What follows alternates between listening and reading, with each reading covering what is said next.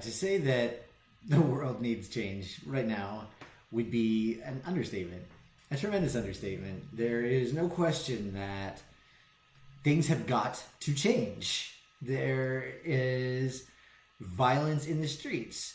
There are police killing unarmed civilians. There are all kinds of people at each other's throats right now, and always. But there's no question that the world needs to change. And I know that, I feel it very strongly.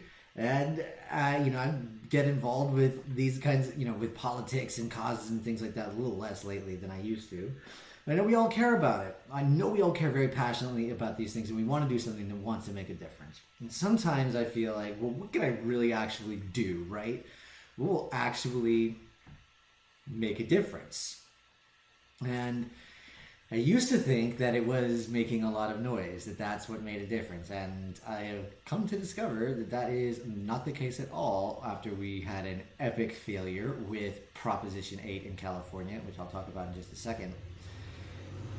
There is another way to do it, and there is a way, and you do it this way, and you'll get it done. It's a lot harder to do, and it requires paying a price. So, we'll talk about this and what that all entails. So, I'm Owen. Thank you for joining today, and if you're watching on YouTube, I hope you'll hit that subscribe button so that you'll keep getting updates, please. Awesome, thank you. So, Proposition 8 was this proposition on the ballot in California in 2008, and it was to write a ban on gay marriage into the Constitution of the California Constitution, state constitution. And when this came up, I mean, there had been these propositions, they'd pop up years after years after year after year, and they would never really pass, but there was a particular energy behind this one. And almost to some extent, people believed it was a foregone conclusion that it wouldn't pass, that, there was no way that people would vote against gay marriage in California in 2008, right? This was the modern time. This was great. And I remember getting involved and going to a call center, and they were saying, we're full on all of the calls. We don't have any room left for you to make any phone calls, but we would like you to go and picket over at the Abbey. So my question is, who are we picketing at the Abbey for Proposition 8? Right? Like, if people in the Abbey aren't voting to support gay marriage, then we have a much bigger problem than a ballot initiative like this. And this particular moment there, and there was a lot of picketing. They kept sending us back to West Hollywood. This is sort of endemic of what happened with this campaign, is that a lot of people got together, or didn't get together. A lot of people came out of the woodwork and started using this as an opportunity to make their own platform, the campaign for Proposition 8. And they used it very selfishly. And we had 3 or 4 different campaigns that were all raising money, all going against each other, and it was very chaotic and very confused. And it was all happening in centers where, people were talking to themselves here in the middle of the LGBT community.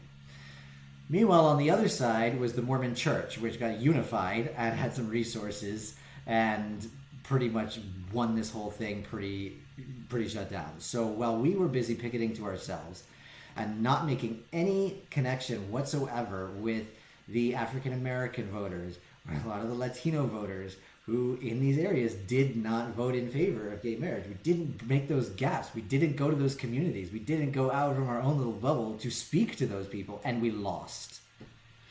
We made a lot of noise, but we didn't do the hard thing. We didn't reach out, and we didn't make the connections. We didn't put ourselves aside. We didn't step outside of our comfort zones to actually make a difference. And you know what? We didn't make a difference. Gay marriage ban got voted into the Constitution in 2008.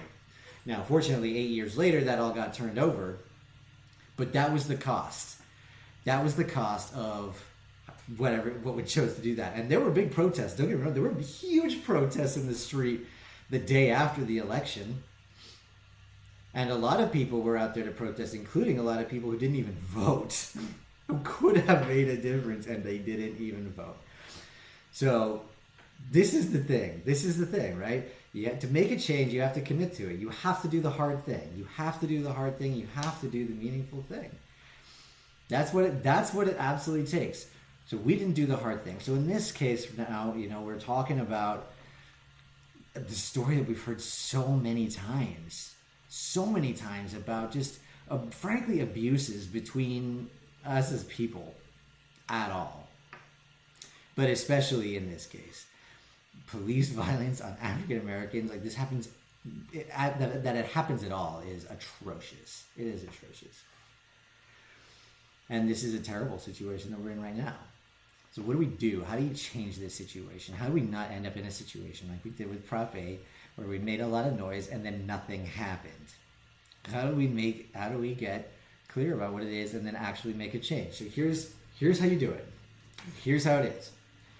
First, you have to be really, really, really clear on what it is that you want. You have to be clear on what the world that you want to live in looks like. Really clear. And when I mean clear, I mean that you have your own idea. Your own idea is not whatever happened to be on the 24-hour news network 20 minutes before it. That you objectively know what you want the world to look like and what you want it to be. Okay? That alone takes a lot of courage. It took me a long time to even figure that one out, because I started to believe it's like, oh no, everyone else knows more than me. I don't know everything. Of course I need to get all my information from all of these other sources. No, you have permission to envision the world that you want to live in.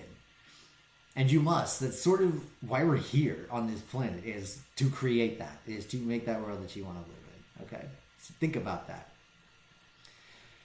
Next, think about how far will you go? How far are you prepared to go to have that world? How far will you go? Like right now, will you go out and protest? Will you get involved in politics? Will you write your congressperson? Will you do more than that? What will you do?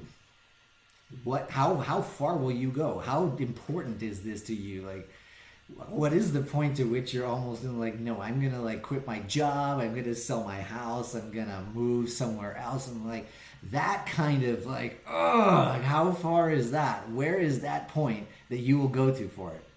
Figure that out, okay? And then when you get there, when you figure out that point, and wherever you land, it's okay. Like there is no right answer to this question. You just need to know what your point is. Like, some people are ready to go out there and protest and give up their whole lives, right? And then some people, will do a little bit more, but they're focused somewhere else. Like, you'll give up your life for something else. Maybe it's your family or whatever, but you've got your priority somewhere else. So where is your point to how far you will go for it? And then the last piece, once you know how far you will go to get this world that you are clear about that you want to see, you have to live it every single day. That's the hardest part of all of this. You have to live it every day. You have to live it every day. You have to. Because otherwise, then no one will believe you. Like, that's really the bottom line. It's not that it's just not going to change. Like, no one's just going to believe you. If you don't commit to it, then no one will believe that you're serious, and no one will get on board. If you really want to make a change, and you want to make a movement, and you want to be the change in this world that you wish to see, then you got to get your hands a little dirty, and you just got to get at it every day. But the rewards are amazing if you do it. The rewards are fantastic if you do it. But you have to get your hands dirty. So, this is my call to arms. If you are ready to get your hands dirty, if indeed you are serious about making a change in the world, and you are ready to amplify your voice in a way that is effective and drives action and helps people get into action, then send me a message, write me a comment, and I will tell you what we can do together about that. But only for serious people. Only if you're serious about making a change and you're not just speaking out right now because it seems to be popular. All right? So if that's you and you're ready to do some serious work because this world really, really needs it, then send me a message, hit me up in the comments, and I will talk to you tomorrow.